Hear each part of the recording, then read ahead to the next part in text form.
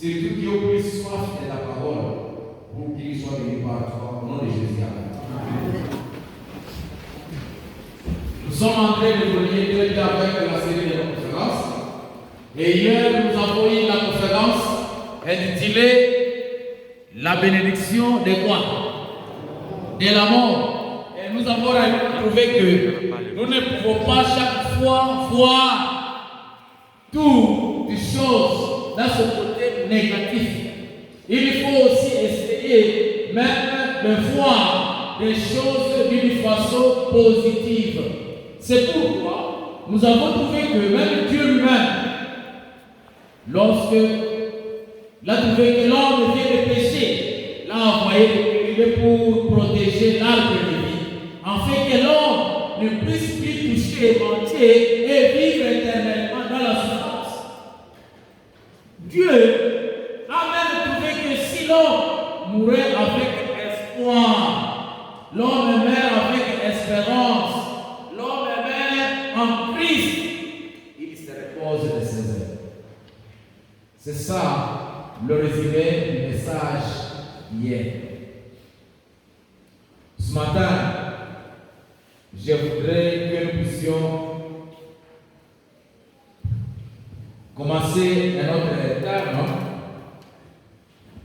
Et ce terme a pour sujet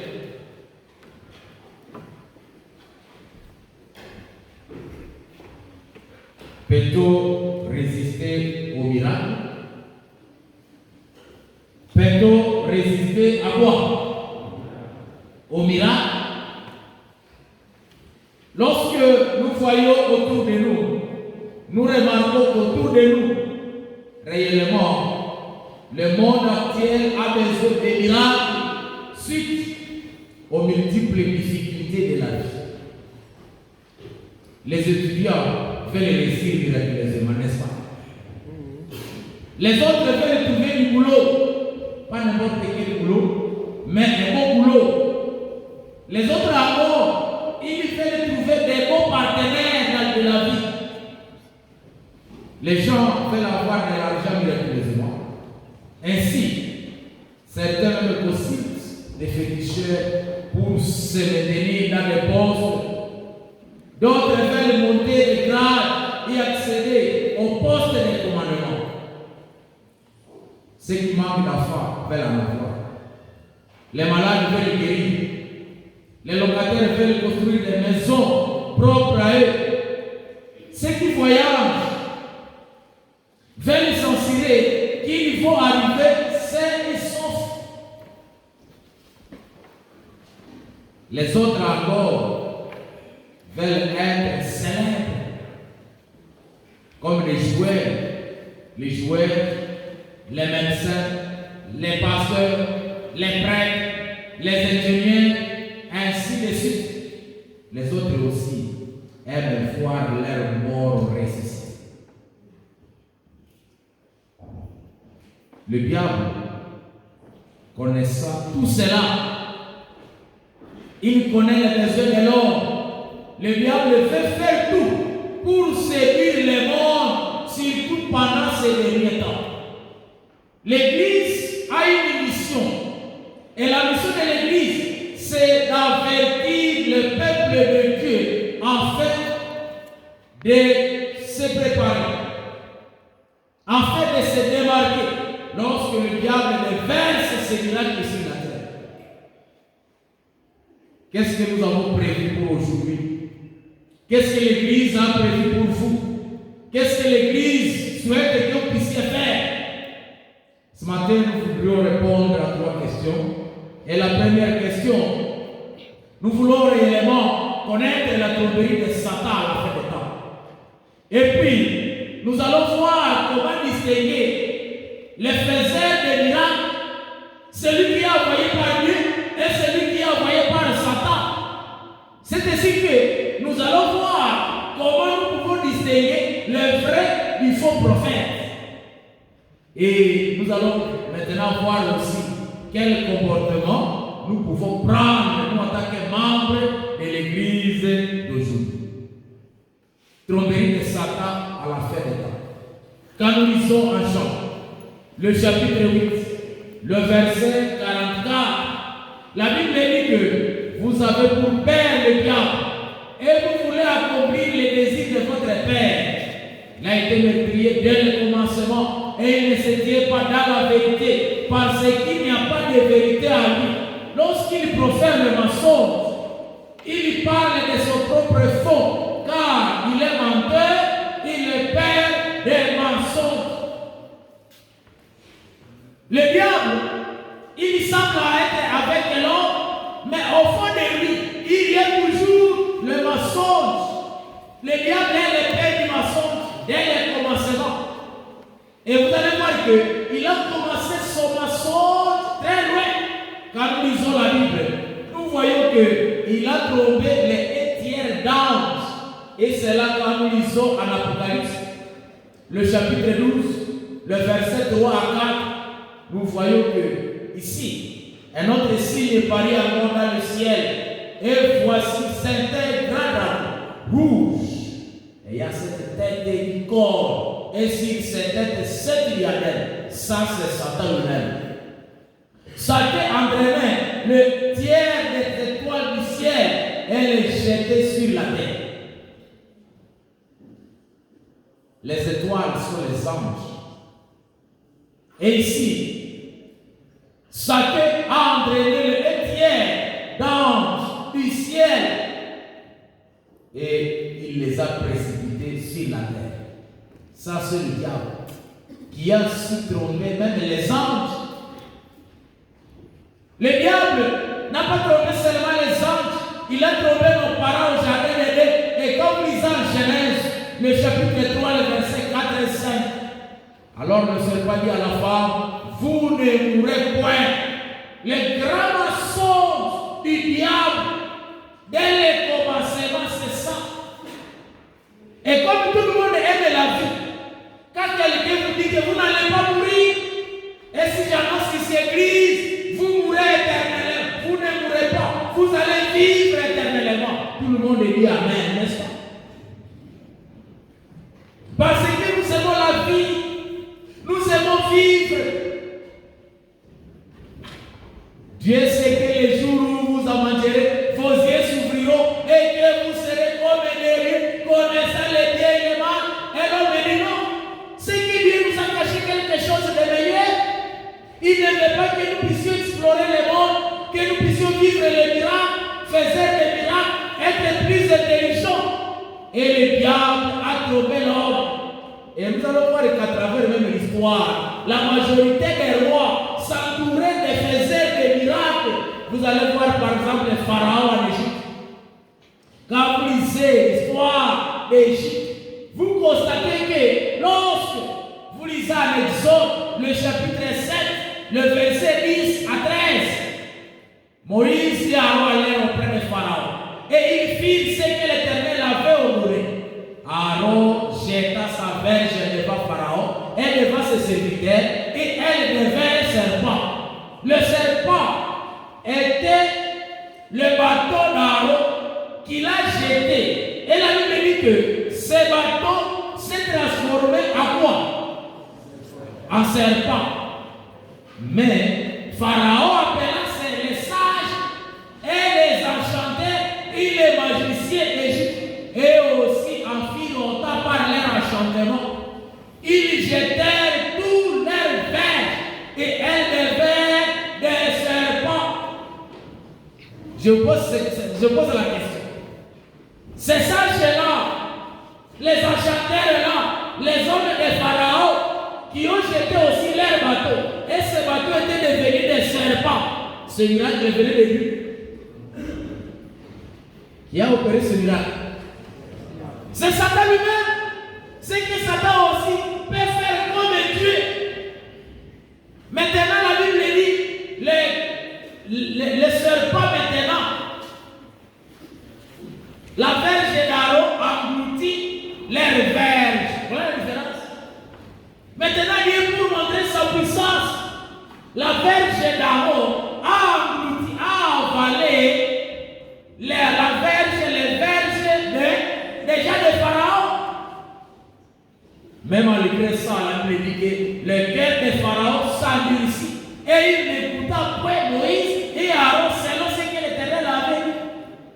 Si le miracle peut convertir quelqu'un, Pharaon serait le premier à adorer Dieu. Parce que lui, il a vu une manifestation réelle de qui? De Dieu. Il y a des gens qui pensent que si Dieu multiplie les miracles dans leur vie, ils pourront maintenant se joindre à l'église, ils pourront obéir à Dieu. Je voudrais vous prévenir que même les miracles ne peuvent pas toucher le cœur des personnes qui sont endurcies. Nebuchadnezzar en Égypte, à Babylone. Quand vous lisez la Bible, à Daniel chapitre 2, le verset 1 à 5, vous allez constater que Nebuchadnezzar aussi s'était entouré de faiseurs de miracles. Et quand vous lisez ce passage, la Bible dit que lorsque le roi Nebuchadnezzar a eu les songes, il avait l'esprit agité et il ne pouvait pas dormir. Maintenant, le roi fit appeler les magiciens, les astrologues, les enchanteurs et les cadets pour qu'ils lui disent ses songes. Parce que ces gens étaient des faiseurs de miracles. Tel que vous connaissez l'histoire, est-ce que ces gens avaient réussi? Ces gens n'ont pas réussi. Dieu, il opère les miracles. Satan aussi opère les miracles. Mais Dieu, s'il fait freiner le miracle de Satan, il le fera. Mais il veut que nous puissions choisir. C'est pourquoi la Bible dit que ces gens sont présentés devant le roi. Il leur dit, et le roi leur dit, j'ai une songe, mon esprit est agité. Et je voudrais connaître ces songes. Les Chaldéens répondirent au roi en langue araméenne, au roi, vie éternellement. Il les songe à tes serviteurs et nous adonnerons l'explication. Le roi reprit la parole et dit aux Chaldéens, la chose m'a échappé. Si vous ne me faites pas connaître les songes et son explication, vous serez mis en pièces et vos maisons seront réduites en état d'immobilisme. Nebuchadnezzar s'était entouré de faiseurs de quoi? Des miracles. Saoul, il a consulté aussi la magicienne d'Endor. Quand vous lisez Samuel, le chapitre 28, c'est le verset 4 à 7. La Bible dit que les Philistins se rassemblèrent et vinrent camper à Sunem. Saoul rassembla tout Israël. Ils campèrent à Gilboa. À la vue du cas des Philistins, Saoul fut saisi de crainte et un violent tremblement s'embara de son cœur. Saoul consulta l'Éternel et l'Éternel ne lui répondit point, ni par des songes, ni par l'Urim, ni par les prophètes. La plupart des gens, ils souhaitent que Dieu opère des miracles, mais Dieu ne semble pas répondre. Et lorsque Dieu semble être sur la cible, maintenant ce que les gens font, ils disent, ok, cette fois-ci j'ai prié et Dieu n'a pas fait quoi? N'a pas répondu. Ce qui me reste, n'importe où je peux trouver quelqu'un qui pourra me donner la solution, j'irai là-bas. Et ils agissent comme Saoul, le roi d'Israël. Et il a dit, cherchez-moi une femme qui évoque les morts. Qui évoque qui? Les morts, et j'irai la consulter.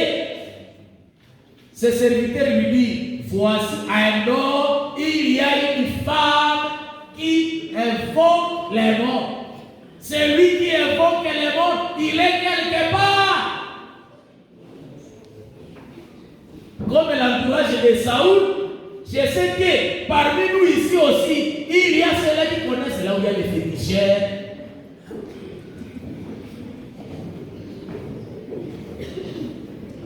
Et si on posait la question, montrez-moi, adressez-moi, là où je peux trouver quelqu'un qui peut évoquer les morts.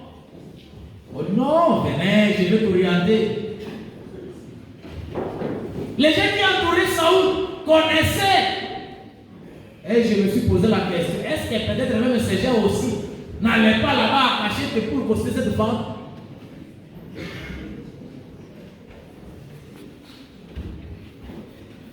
Ces hommes, ces femmes, magiciennes, des féticheurs, des magiciens, des enchanteurs, de telles personnes ont existé depuis longtemps. Depuis longtemps. Et tout cela, ils opèrent des miracles. Ils opèrent des miracles. Et quand ils opèrent des miracles, les gens maintenant disent voilà. Parce que les gens aiment les miracles. Et ces gens même, quand vous lisez l'histoire, ils avaient même influencé les enfants d'Israël. Et ils se sont détournés de Dieu. Dieu a donné des avertissements. Quand vous lisez à Lévitique 19-31, quand vous lisez à Deutéronome chapitre 18, le verset 9 à 13, prenez d'abord ce passage de Lévitique 19-31.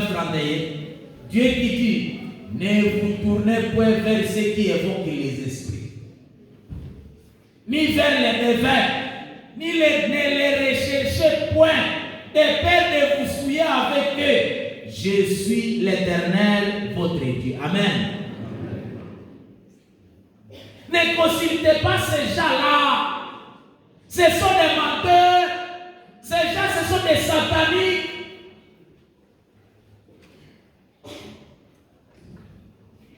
Ils sont là.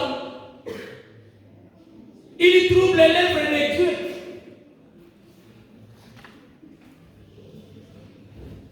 Et ils sont partis.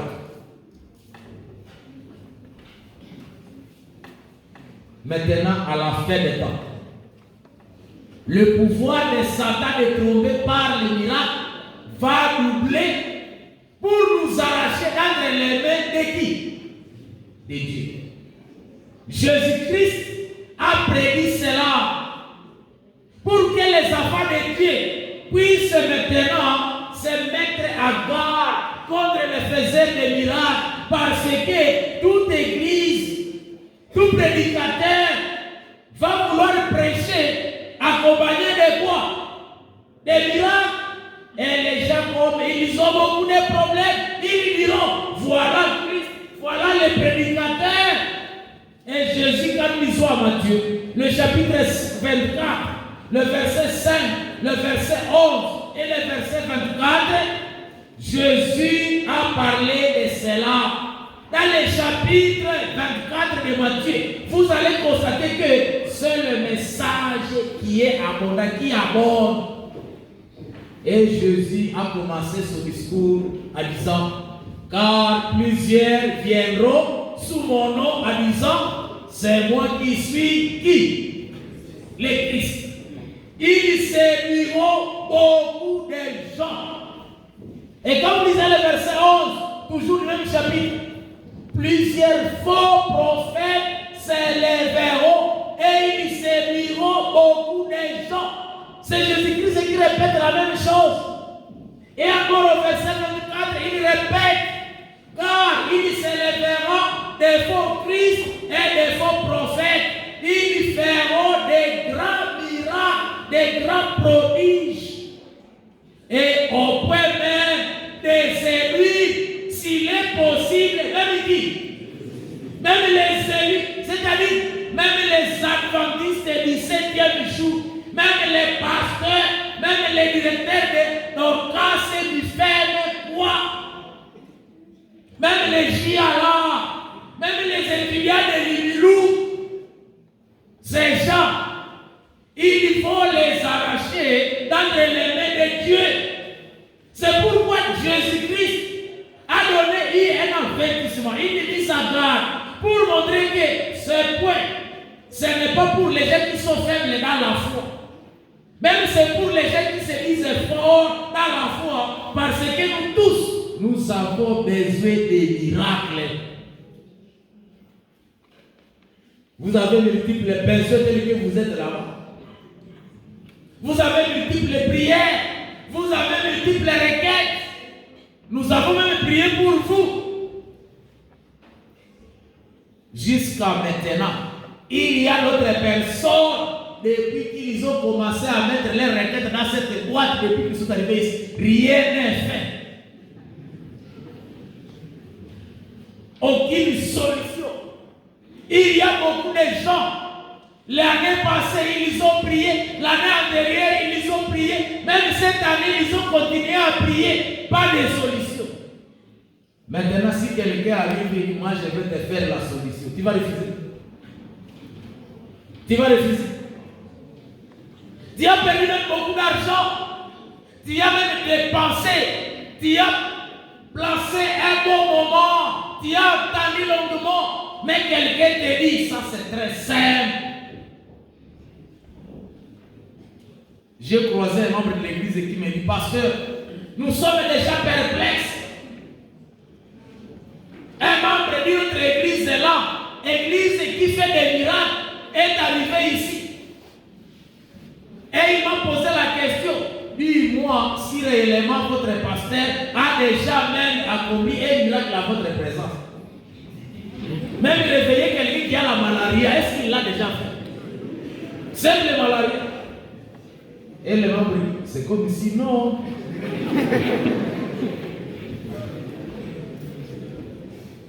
On vous trompe, on vous trompe. Vos pasteurs sont là, non pas des Saint-Esprit. Vos pasteurs là vous trompent. Ils ne lisent pas la parole, ils ne sont pas dans la parole.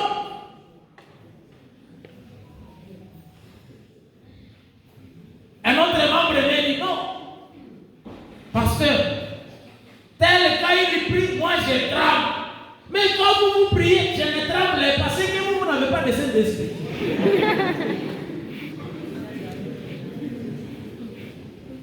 Et ça, il ne m'aime pas et moi.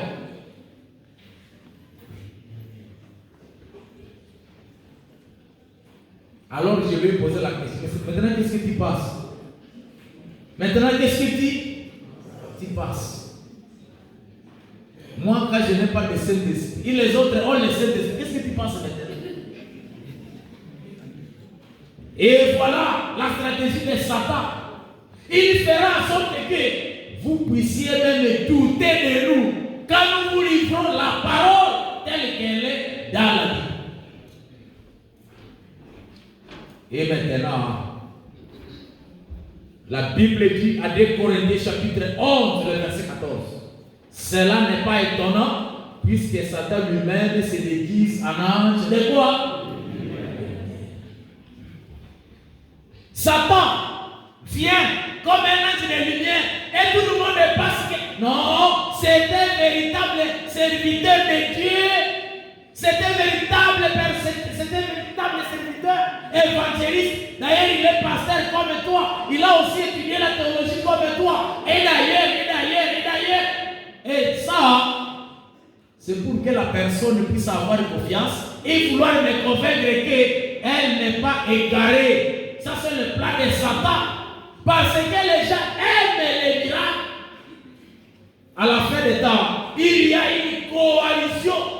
Quand vous lisez en Apocalypse, chapitre 13, les versets 13 et 14, la Bible dit que je vis sortir de la bouche du dragon, et de la bouche de la bête, et de la bouche du faux prophète, 3 esprits semis semblables à des grenouilles. Car ce sont des esprits des démons qui font des prodiges. Ceux qui font des prodiges, ceux qui font des miracles, ce sont les esprits de quoi? Des démons.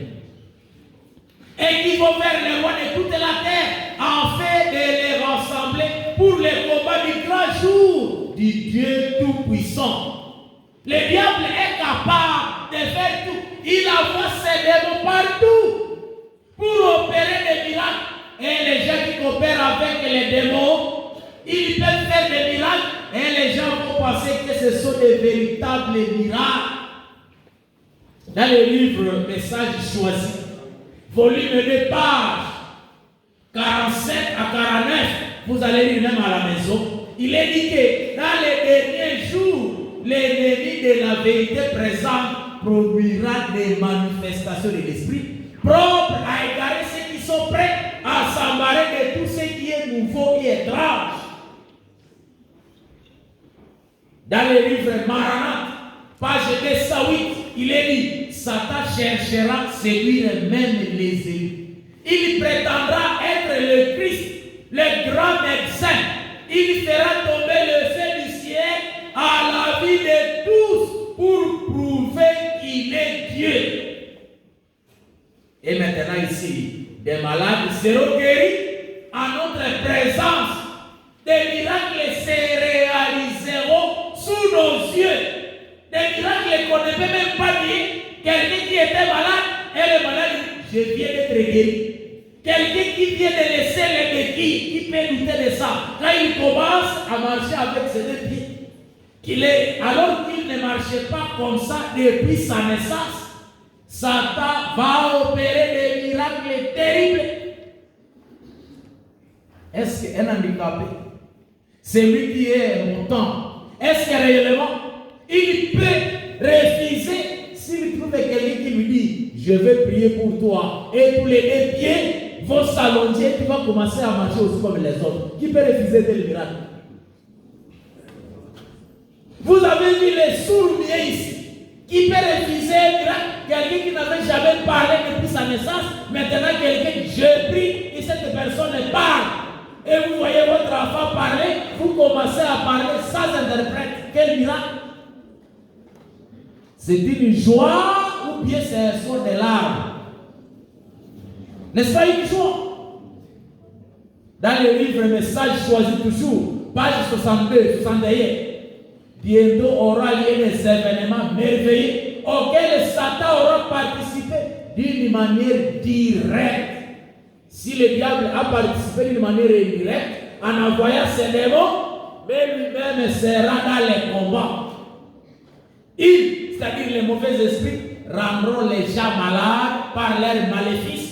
Puis ils mettront fin aux sortilèges et feront dire que ces malades ont été miraculeusement guéris. Lui-même sorcier et lui-même guérisseur.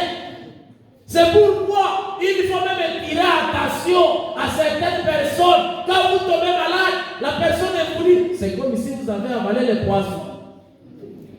Mais j'ai quelqu'un qui veut t'aider. Où? Et quand vous allez faire des sondages, c'est toujours la même personne qui est en train de faire ça. Le diable est capable de tout.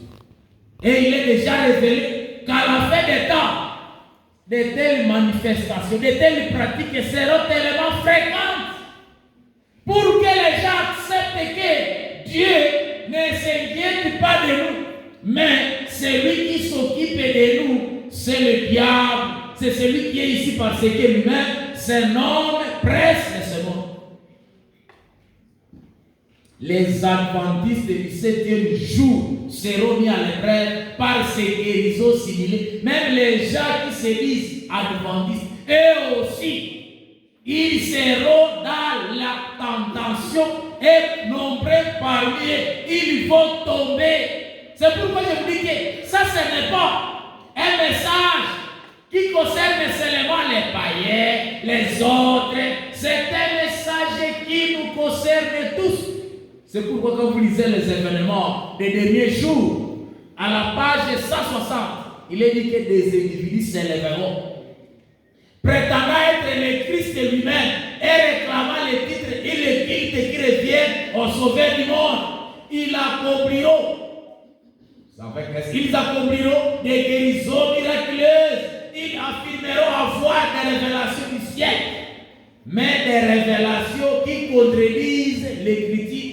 Et c'est là qu'on dira, ça ce sont des faux prophètes, parce que les révélations qu'ils pourront donner vont contredire les saintes Écritures. Maintenant, vous allez voir ces gens partout. Il y a la question maintenant, comment les distinguer? Comment distinguer ces gens?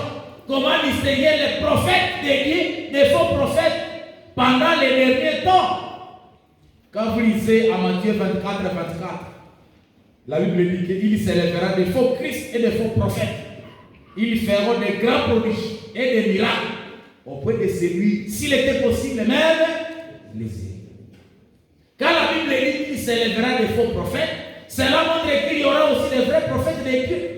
Et les vrais prophètes n'existent pas seulement pour opérer des miracles, non. Moi, je ne suis pas ici seulement pour opérer des miracles, mais pour travailler pour les gains des âmes. Dites Amen. Et quand vous lisez la Bible, vous trouvez Jean-Baptiste. Jean-Baptiste est appelé dans la Bible le plus grand prophète du Nouveau Testament, mais il n'a jamais opéré des miracles. C'est lui qui a préparé le chemin lorsque Jésus était venu à la première fois. Jean-Baptiste, vous ne verrez pas dans la Bible où on a dit que Jean-Baptiste a réveillé un mort. Jean-Baptiste a guéri quelqu'un, non, mais c'était un grand prédicateur du désert.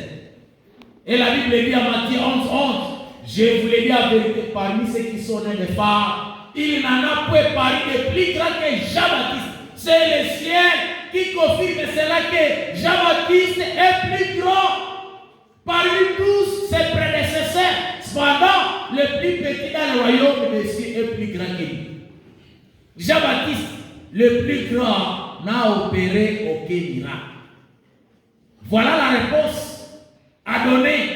Lorsque quelqu'un vous dit, est-ce que votre pasteur opère des miracles? Vous allez lui dire que Jean-Baptiste n'a opéré aucun. Jean-Baptiste n'a opéré aucun miracle. Les prophètes du Nouveau Testament ont contribué à beaucoup de choses.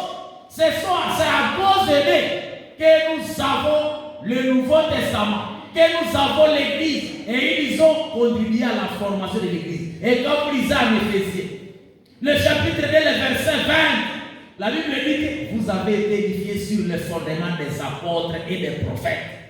Jésus-Christ lui-même est à la pierre angulaire.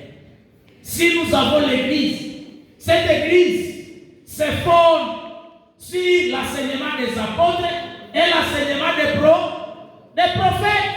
Les prophètes qui recevaient la parole de Dieu, ils ont mis ça par écrit. Et c'est grâce à cette parole que nous avons la vie éternelle. Les prophètes ont édifié l'Église. Ils ont nourri l'Église. Quand nous lisons à 1 Corinthiens chapitre 14, le verset 3 et le verset 4, la Bible dit que celui qui prophétise au contraire parle aux hommes, les édifie, les exhorte, les console. Voilà les prophètes. Il parle aux hommes, il les édifie, il les exhorte, il les console. Et celui qui parle à l'âme s'édifie lui-même. Et celui qui prophétise édifie l'Église. C'est-à-dire, le prophète, son premier rôle, ce n'est pas opérer des miracles, mais c'est édifier l'Église. Amen. Depuis que nous sommes ici, nous sommes en train de vous édifier, nous sommes en train de vous exhorter, nous sommes en train de vous consoler, nous sommes en train de vous montrer la lumière, de suivre la parole. Je peux conclure que nous sommes des prophètes. Alléluia. Tous ces prédicateurs ici, qui vous prêchent la parole, ils sont des prophètes. Parce que la parole n'est pas la leur, c'est la parole de Dieu. Et il vous la livre telle qu'elle est dans sa parole. Les prophètes, ils ont aidé à unir l'Église et à la protéger contre les fausses doctrines. Voilà les prophètes. Ça c'est faux, ça c'est vrai. Vous devez suivre ça et ne pas suivre ça. Et quand vous lisez à Éphésiens chapitre 4, le verset 14, la Bible dit, en fait que nous ne soyons plus des enfants flottants et emportés à tout vent de doctrine, par la tromperie des hommes, par les rises dans les moyens de séduction. Nous ne pouvons plus, lorsque nous avons la lumière, être trompés et être emportés à tout vent de doctrine. Parce que nous connaissons la parole. Et celui qui doit nous montrer cette parole telle qu'elle est révélée dans les Écritures, c'est les prophètes que nous sommes. Les prophètes, ils ont averti l'Église des difficultés à venir pour que l'Église des dispositions nécessaires. L'Église, c'est pourquoi quand vous lisez par exemple les apôtres, le chapitre 11, le verset 27 à 30, en ce temps-là, des prophètes descendirent de Jérusalem à Antioche. Le dénommé Agabus s'éleva et annonça par l'Esprit qu'il y aura une grande famine sur toute la terre. Elle arriva en effet sous Claude. Les disciples résolurent d'envoyer chacun selon ses moyens un secours aux frères qui habitaient à la Judée. Ils les firent parvenir aux anciens par les mains de Barnabas et de Saül. Les prophètes, ils ont défendu la foi au cours des controverses, comme lors du concile de Jérusalem. Ils ont défendu la foi pour que la foi ne soit pas détruite. Et quand vous lisez le chapitre 15, le verset 32, la Bible dit que Jude et Silas, qui étaient eux-mêmes prophètes, les exhortèrent et les fortifièrent par plusieurs discours, par plusieurs messages, par plusieurs prédications. Jude et Silas, qui étaient des prophètes parmi eux, ils ont exhorté. La Bible n'est pas dit qu'ils ont opéré des miracles, mais ils ont exhorté. L'Église de Dieu ne prenait pas prophète comme toujours faisait des miracles. C'est pourquoi quelqu'un fonde son église, il dit celui-ci sera apôtre, celui-ci sera évangéliste, celui-ci sera prophète. Et c'est ce prophète-là que tout le monde parle consulter. Je vous pose la question, est-ce que quelqu'un peut se réveiller prophète? Et vous dites aujourd'hui, moi je suis prophète, c'est vrai? Est-ce que quelqu'un peut, est-ce que même les hommes peuvent choisir un prophète? Dans les temps, les prophètes étaient choisis seulement par Dieu. Et ce don-là n'était pas héréditaire. Pour dire comme il est prophète, son fils aussi sera qui? Sera prophète? Non, ce don n'était même pas héréditaire, non. C'était les sacrificateurs qui étaient peut-être des mais les prophètes, c'est Dieu lui-même qui se choisissait son prophète. Et pendant un moment précis, parce qu'il y avait un message spécial à communiquer à son peuple, alors il choisit une personne spécifique pendant un moment précis pour un message spécifique. Voilà les prophètes. Et moi, je vous dis que si l'Éternel a voulu que nous soyons ici, ça c'est le moment précis pour que vous puissiez écouter le message. Et ne pas vous égarer parce que nous vivons les derniers temps. Les dons de prophétie continueront dans l'église de Dieu jusqu'à ce que Jésus revienne. Et comme Dieu a préparé le peuple à la première venue de Christ, de même, Dieu suscitera des prophètes pour annoncer l'évangile avec force. Le message de la seconde venue de Jésus-Christ sera prêché avec force. C'est pourquoi à Éphésiens, le chapitre 4, le verset 13, la Bible dit jusqu'à ce que nous soyons tous parvenus à l'unité de la foi et de la connaissance du Fils de Dieu, à l'état d'homme fait, à la mesure de la stature parfaite de Christ. L'objectif de Dieu est que nous tous, nous puissions être unis dans la foi, c'est-à-dire croire la même chose. Je vous pose la question. Est-ce que tel que nous sommes ici, nous croyons la même chose? Les uns pensent que les statues doivent être adorées et ils adorent ça. Les autres amours, ils peuvent même adorer certains talismans. Ils mettent quelque chose de gris-gris dans leur hache parce qu'on leur a dit que ça c'est leur protection. D'autres amours, pour aller au marché, pour faire ceci ou cela, ils touchent quelque part. Ça c'est leur foi. Et la plupart des gens, avant les examens, ils rentrent d'abord au village, ils appellent leurs ancêtres, ils appellent leur père, et ils disent, nous allons commencer les examens, touchez là où vous avez toujours touché.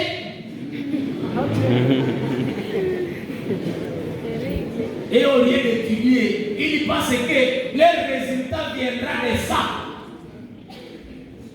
Est-ce que réellement nous sommes unis dans la foi? Non. Nous n'avons même pas la connaissance de la vérité. Mais la Bible dit que les prophètes vont exister dans l'église de Dieu pour que nous tous, nous soyons unis dans la foi. Ceux-là qui adorent les idoles, ceux-là qui croient au contraire, puissent croire à la vérité. Et maintenant, pour que nous puissions maintenant avoir la stature parfaite de Christ, nous ne serons parfaits qu'à la seconde venue de Christ. C'est pourquoi jusqu'à ce que Jésus vienne, nous allons toujours vous exposer, vous parler, vous prêcher sa parole, nous tailler pour que ceux qui se convertissent et croître dans la foi jusqu'à ce que notre Sauveur revienne. Amen. Maintenant, quels sont les critères d'un vrai prophète? Les vrais prophètes, pour les distinguer maintenant, tout d'abord, son message doit être en accord avec la Bible. Ça c'est un. Quelqu'un qui vous dit je suis prophète, quand il prêche, il faut essayer de vous poser la question. Est-ce que son message est en accord avec les Écritures? Ça c'est un. Voilà le prophète. Un prophète, quand nous lisons en Isaïe, à la loi et au témoignage, c'est ça le témoignage. Si l'on ne parle pas ici, il n'y aura point d'ordre pour le peuple. C'est pourquoi, encore une fois, j'ai brandi cette Bible. Quand c'est dans la Bible, nous croyons. Mais quand ce n'est pas dans la Bible, nous ne croyons pas.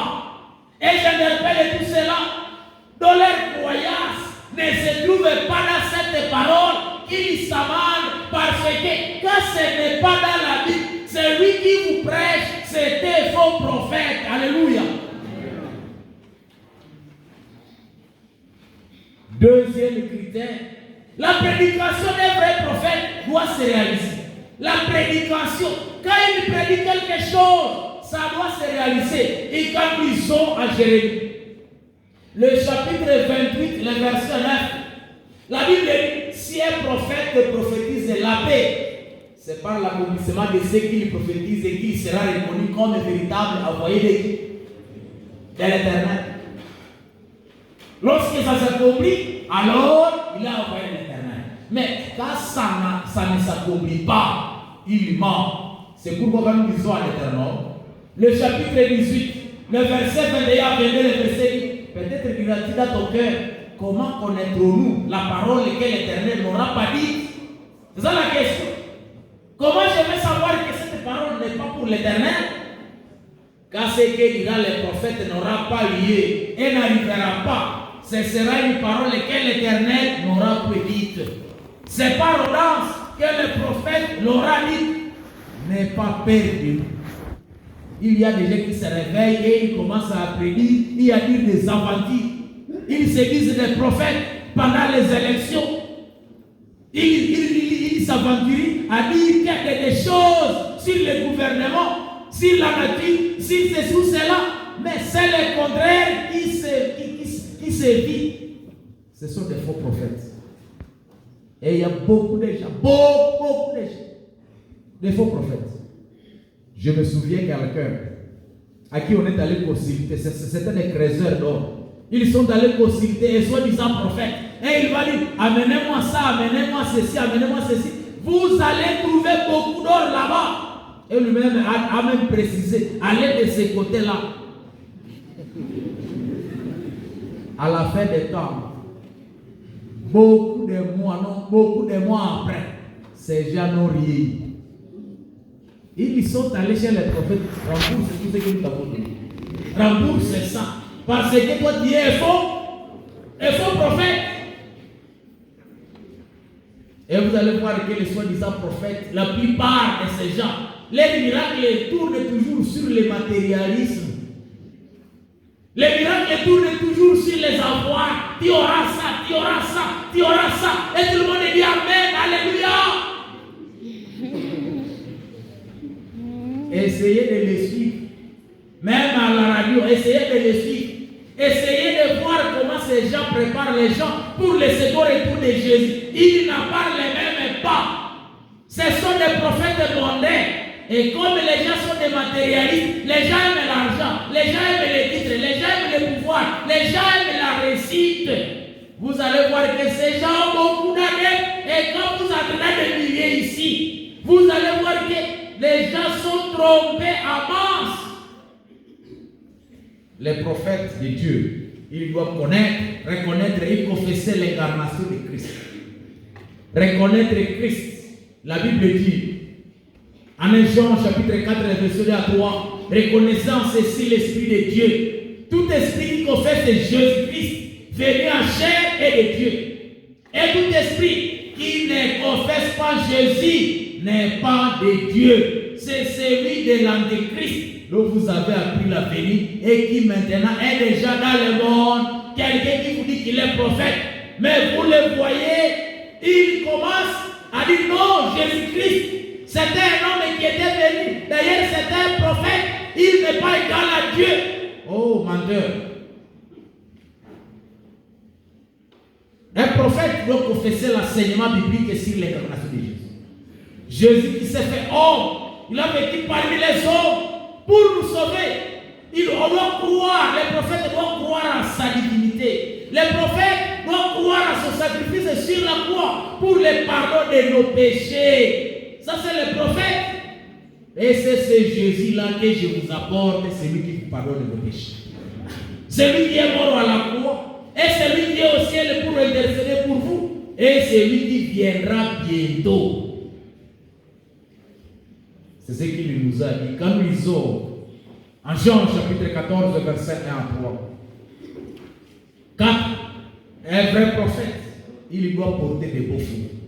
Et quand vous lisez à Matthieu, le chapitre 7, le verset 16 à 20, vous les reconnaîtrez à l'air. Quel est ton des sur les épis ou des figues sur des chardons? Tout bon arbre porte des beaux fruits. Mais les mauvais arbres portent les mauvais fruits. Un bon arbre ne peut pas porter de mauvais fruits. Si un mauvais arbre porte des beaux fruits, tout arbre qui ne porte pas de fruits est coupé et jeté au feu. C'est donc à leurs fruits que vous les reconnaîtrez, parole du Seigneur. À cause de cela, parce qu'ils ont opéré des miracles, beaucoup de prophètes, parce qu'ils n'ont pas porté de fruits, ils vont pleurer malgré les miracles, car ils n'ont pas obéi à la parole de Dieu. Ils ont transgressé les commandements de Dieu. Et Dieu va prononcer ces paroles. À Matthieu chapitre 7, 22 à 23. Plusieurs me diront à ces jours-là, Seigneur, Seigneur, n'avons-nous pas prophétisé par ton nom? N'avons-nous pas chassé les démons par ton nom? Et n'avons-nous pas fait beaucoup de miracles par ton nom? Alors je leur dirai ouvertement, je ne vous ai jamais connu. Retirez-vous de moi, vous qui commettez quoi? L'iniquité. Je ne vous ai jamais connu. C'est que même un profane peut opérer des miracles. Même un païen peut opérer des miracles. Un prostitué peut opérer des miracles. Un transgresseur de sabbat peut opérer des miracles. Un idolâtre peut opérer des miracles. Ce sont les gens que Jésus-Christ va chasser. Il va dire, parce que vous n'obéissez pas au commandement de Dieu, retirez-vous de moi, vous qui transgressez les commandements de Dieu. Et ces gens vont pleurer pendant les derniers temps. Que les miracles ne vous trompent pas, frères et sœurs. Que les miracles ne soient pas pris comme signe des vrais serviteurs de Dieu. Et lorsque vous voyez les écrits Miracle Church, les gens maintenant ils se disent c'est ici où il faut aller parce que là on opère quoi? Quel comportement maintenant quand nous voulons aller à la fin? Quel comportement pouvons-nous afficher en tant qu'église et enfant de Dieu pendant ces derniers temps? Le premier comportement, il faut comprendre que le plus grand miracle dans la vie d'une personne, c'est la conversion. Le plus grand miracle qu'il faut souhaiter, que le Seigneur opère dans votre vie, c'est quoi? La conversion.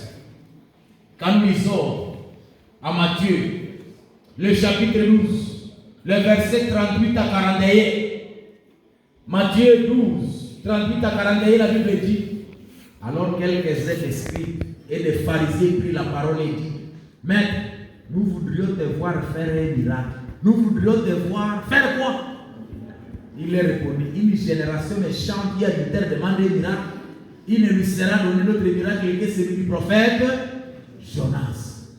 Car de même que Jonas se fit 3 jours et 3 nuits dans les ventres des grands poissons, de même le Fils de l'homme sera 3 jours et 3 nuits dans les seins de la terre.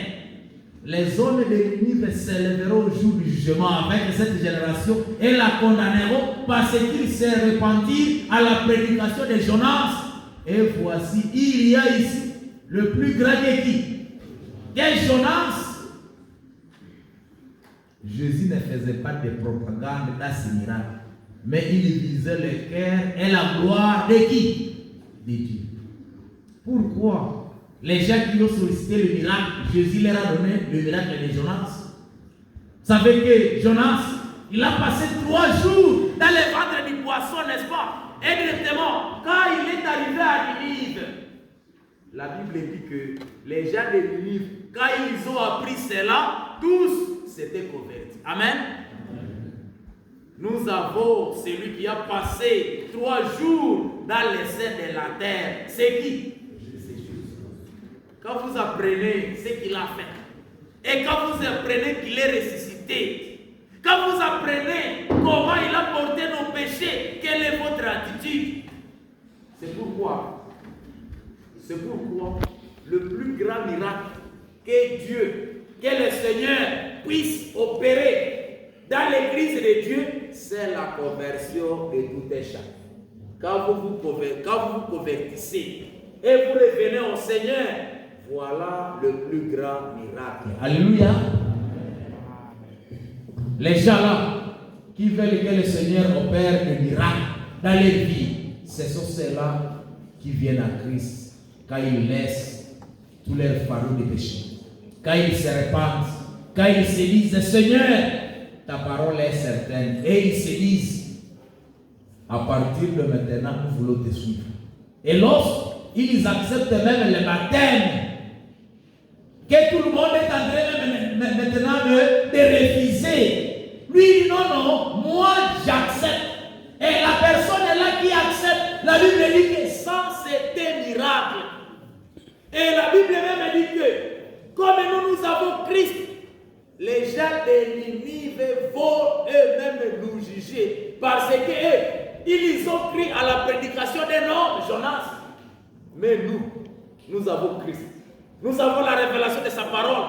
Et nous savons ce que Christ a fait dans notre vie. Si nous négligeons, notre jugement sera gros devant le Seigneur. Que faire? Deuxième chose, comme l'espiritisme va battre un record au dernier jour, beaucoup de prédications seront beaucoup de prédications seront d'origine spirituelle. Et ils vont opérer, des spirites vont opérer par la puissance de Satan qui a trompé tout au début les gens en disant que les morts ne sont pas il faut comprendre que la plupart des prédicateurs, ils seront des spirites. Des spirites, parce qu'ils voudront tous opérer quoi? Suivez la télévision. Les gens prêchent avec des mouchoirs. Et quand les gens veulent venir pour la délivrance, essayez de voir cette étape. Les gens se réveillent et les gens tombent. Et les gens disent voilà la manifestation de quoi?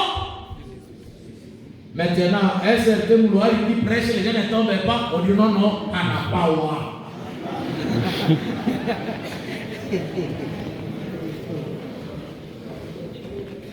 Maintenant, les autres se disent non, il faut que moi-même je puisse avoir cette puissance, comme Simon le magicien.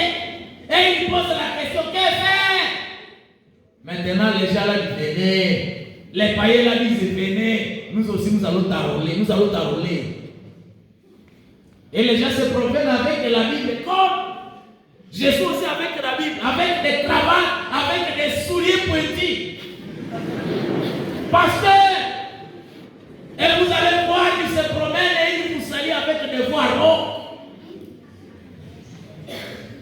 C'est ça. Non, ça c'est notre serviteur, ça c'est notre serviteur. Et tout le monde l'adore. Parce qu'il a quoi? Power. Du Saint-Esprit. Les faux Christ, les fausses mères de Jésus, les faux apôtres vont apparaître pour tromper les gens et livrer les messages contraires à la vérité. Les gens vont dire qu'ils sont des Christ. Les gens vont dire non, c'est moi qui suis la mère de Jésus. Ce sont des fausses mères de Jésus. Les faux apôtres. C'est pourquoi vous allez voir les gens courir ça et là. Nous avons vu même une manifestation de Marie. Nous avons vu la manifestation de tel et les gens courent là-bas. Même d'autres, ils amènent des feuilles, des écorces d'arbres parce que c'est là qu'il est à Paris et ils mettent ça dans leur business pour dire ce sont des bénédictions. Ça c'est le spiritisme, chers frères et sœurs. Et cette adoration-là n'est pas biblique parce que même les apôtres se sont déjà reposés en attendant la résurrection de Jésus. Amen. Même Marie, la mère de Jésus, s'est déjà reposée et un jour, quand nous allons ressusciter, elle aussi ressuscitera. Mais le diable fait tout pour convaincre le monde que même Marie est vivante. Elle est co-rédempteur avec Dieu au ciel. C'est-à-dire, si au ciel il y a Père, Fils, Saint-Esprit, alors l'Esprit t'ajoute même Marie. Ça c'est grave. Et maintenant, au lieu d'avoir 3 personnes à Dieu, maintenant il y a combien? Il y a 4 actuellement. Ça, ce n'est pas biblique. Et il faut que je vous avertisse, frères et sœurs, parce que les gens se perdent à notre vie. Et si nous ne vous disons pas, nous aurons les jugements. Et on va vous juger, on va dire, pasteur, vous avez été avec les gens, vous les avez cachés ces choses, ils devraient se répartir. Et les gens pensent que lorsque nous sommes ici, nous critiquons, nous faisons quoi, ceci ou cela. Ce n'est pas ça, frères et sœurs. Nous vous donnons la vérité pour que chacun puisse avoir la chance de choisir entre la vérité et l'erreur, parole du Seigneur. Amen. Ces gens qui vont apparaître, les faux apôtres, les faux Christ idiots, les morts vivent au paradis, les morts ne sont pas morts. D'ailleurs, nous venons de là, nous étions à vie. Les faux Christ dont Jésus-Christ a parlé, ce sont ces gens-là qui vont dire non, les morts ne sont pas morts. Et pour confirmer le premier mensonge de Satan, quand il a dit aux gens, à nos parents, que vous ne mourrez point. Malheureusement, cette doctrine est épousée par la plupart des gens. Même jusqu'aujourd'hui, les gens comprennent, les gens savent que les morts ne meurent pas, les morts ne sont pas morts, ils sont quelque part. La Bible, cette Bible nous confirme que les morts meurent. Mais quand Jésus-Christ viendra, les morts en Christ ressusciteront premièrement. Alléluia. Ces gens viendront et diront que les dimanches et les jours saints et d'autres jours là, ce sont des jours ouvrables. Et les gens qui adorent les dimanches, les premiers jours de la semaine, lorsqu'ils verront cette confirmation de ces gens qui vont descendre du ciel, ils diront, ah, c'est que nous sommes dans l'erreur. Quelqu'un qui descend du ciel et il vous dit, c'est moi qui suis Paul. Donc vous avez toujours lu les Écritures. Je viens vous dire que le dimanche, c'est le jour de l'adoration. Parce que après la résurrection, ce jour a été le jour de l'adoration. Et les Écritures, je vous disais toujours que vous perdez votre temps. C'est pourquoi la Bible dit, il faut tirer attention. Parce que cette manifestation, comme elle sera vue de tout le monde, la plupart des gens auront tendance à croire que il se peut que cette Bible aussi, nous l'avons mal lue. C'est pourquoi nous vous prévenons d'avance. Ils soutiendront l'adoration des statues, des idoles, que adorer la statue de Jésus-Christ, adorer la statue de la Vierge, ça ce n'est pas un péché. D'ailleurs, c'est écrit que pour aller. D'ailleurs, ce n'est pas écrit. Et ces Jacob, ils viendront confirmer les enseignements que les gens ont dans leur tête. C'est ce que maintenant la Bible dit. Je vous préviens d'avance. 3. Les chrétiens maintenant doivent lire la Bible et obéir à ses commandements afin de ne pas être trompés par le Seigneur. Les chrétiens, tels que Jésus, les chrétiens que vous êtes, je vous recommande la Bible. Lisez-moi. Il y a des gens qui ont la doctrine des parents, qui ont la doctrine des frères, la doctrine de la famille, et quelqu'un vous dit, ça c'est notre famille, ça c'est la doctrine de notre famille. Une famille qui vous égale, vous la suivez alors que vous avez la chance d'arriver ici. Ça c'est la chance. La plupart des gens de votre famille n'arriveront pas ici pour écouter ça. Mais, bien qu'ils n'arriveront pas ici, ils ne seront pas sauvés, parce que la Bible dit que ceux qui ont vécu sans la loi périront quoi? Périront sans la loi, c'est ce que la Bible dit. Parce qu'ils négligent les choses sciemment. Frères et sœurs, lisez la Bible. Les chrétiens doivent être un travailleur et non des paresseux qui restent à l'église pour attendre le miracle. Il y a des gens qui attendent le miracle et qui ne travaillent pas. La parole de Dieu dit, tu travailleras 6 jours et tu feras tout ton ouvrage. Tu travailleras combien de jours? 6 jours. Celui qui part au ciel, les chrétiens qui vont au ciel doivent travailler. C'est ce que Paul a recommandé aux gens de Thessalonique. Lorsqu'il les a trouvés oisifs, et quand vous lisez des Thessaloniciens chapitre 3, le verset des Thessaloniciens, le chapitre 3, le verset 10 à 12, car lorsque nous étions chez vous, nous vous disons expressément, si quelqu'un ne veut pas travailler, qu'il ne mange pas.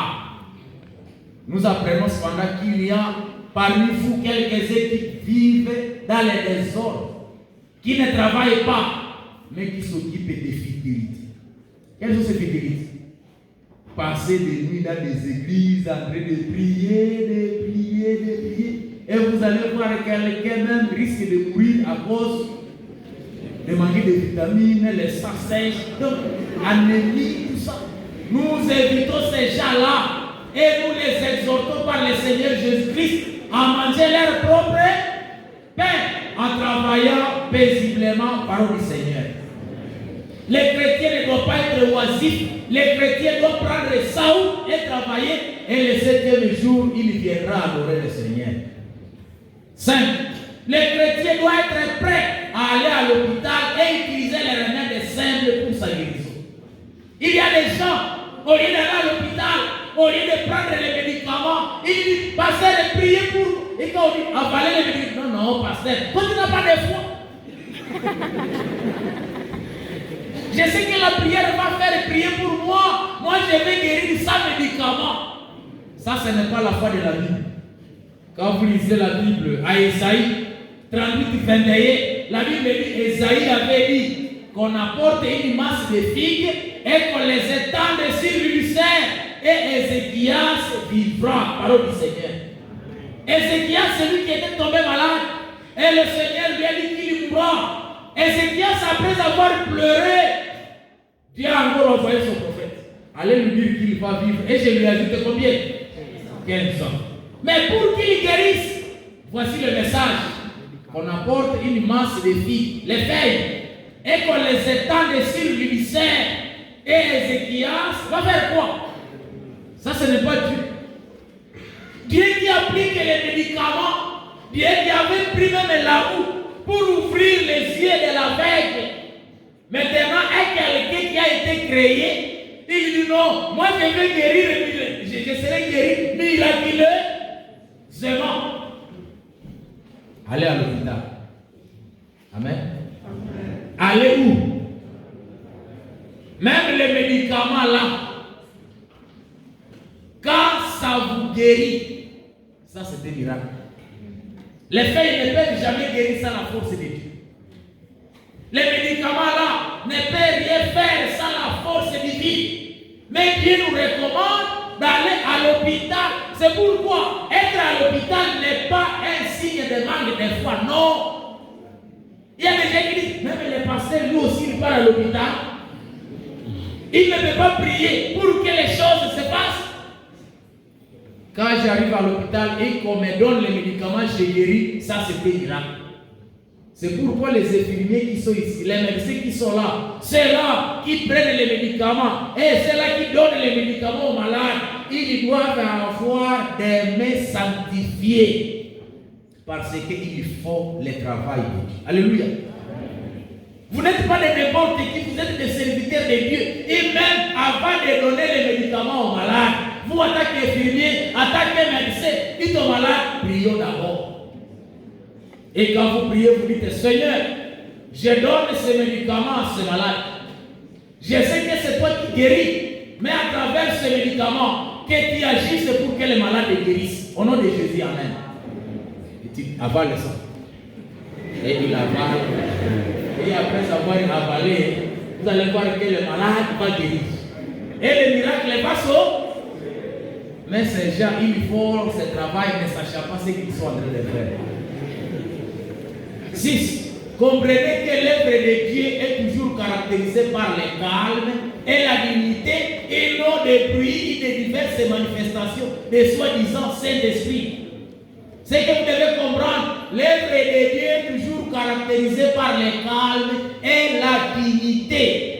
Dans nos discours, prédication, dans nos chants, les chants, dans tous nos exercices spirituels, nous devons manifester le calme, la dignité, la crainte de Dieu, qui inspire tout véritable enfant de Dieu, parole du Seigneur. Les manifestations là qui amènent les bruits.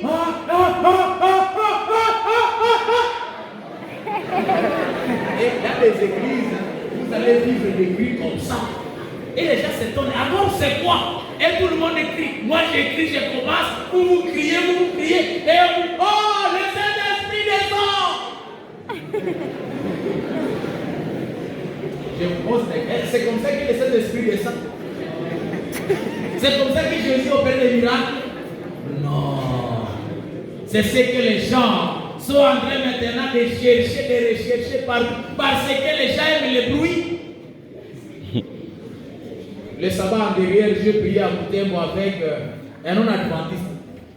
Et là où nous a mis, nous étions en train de partager le repas avec lui. Il m'a dit, pasteur, tous les cultes est bon. Tous les cultes est comment? Est bon. Sauf, c'était qu'il était froid. Vous ne dansez pas. Vous prêchez, tout le monde regarde. On risque de dormir, frère. Et vous aussi, vous dormez là-bas. Et je lui ai dit, c'est ça maintenant l'église de Dieu. C'est ce que Dieu nous récorde.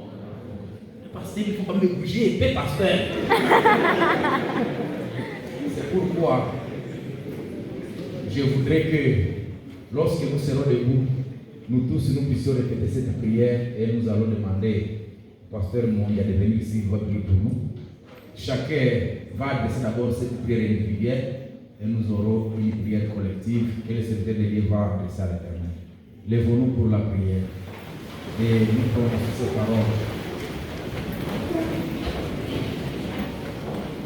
Lisons. Seigneur, commençons. Seigneur, ouvre mes yeux pour que je devine les tromperies de Satan. Opère le miracle de salut dans ma vie pour que jour je règne avec toi au nom de Jésus. Amen. Nous avons une minute de silence et chacun sera en train de prier.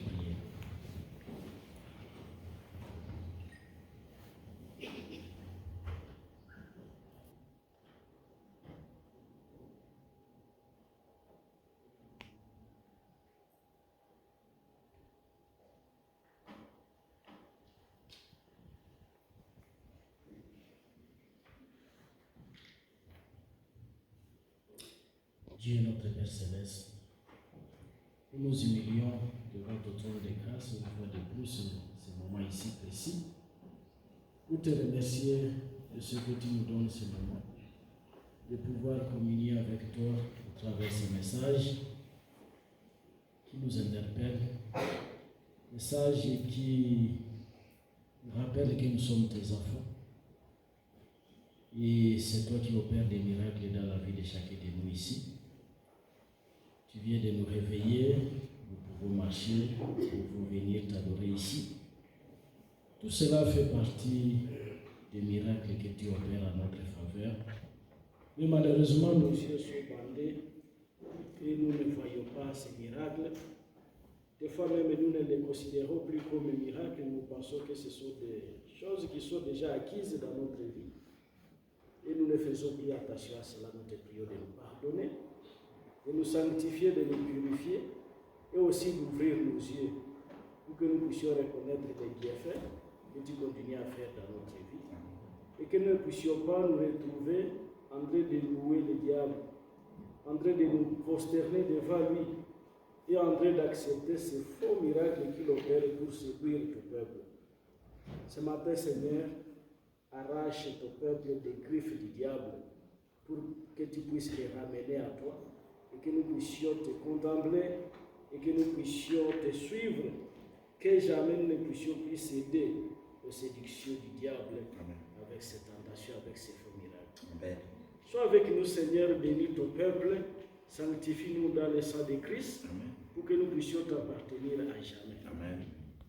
Au sortir de ce temple, que nous puissions prendre position pour toi et que nous puissions rester dans ton camp, que nous puissions t'adorer et que tu puisses continuer à marcher avec nous dans notre pèlerinage spirituel jusqu'à ce que Christ revienne et que nous puissions être trouvés dignes d'entrer dans ton royaume lorsque tu reviens bientôt. Amen. Merci Seigneur parce que tu nous exauces. Nous sommes le vendredi, le jour de préparation. Que tu puisses nous aider à préparer ton Saint-Sabbat et que notre repos puisse te plaire, pas seulement un repos physique, mais aussi un repos spirituel. Amen. S'il y a des malades dans la congrégation, nous les mettons entre tes mains, que tu puisses les guérir. Amen. Et qu'ils sentent que tu es le Dieu qui opère les miracles au sein de ton Église. Amen. Exauce nos prières, Seigneur, au nom de Jésus. Amen. Amen.